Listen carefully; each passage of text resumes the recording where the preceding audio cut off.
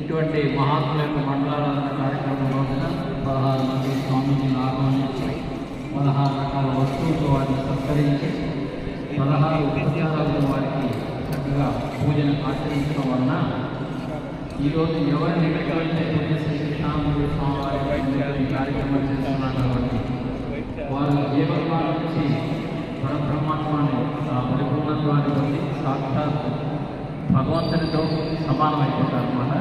కాబట్టి అందువల్ల వారి పేరుతో ఈరోజు ఇక్కడ కార్యక్రమం జరుపుకోవడం జరుగుతున్నది.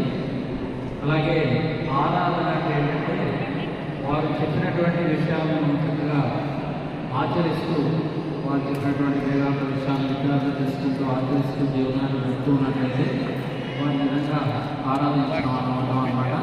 పూజ్య శ్రీ కృష్ణానందపురి స్వామి వారు మరి వ్యాసాశ్రమన్న పరిపునామ స్వామి వారు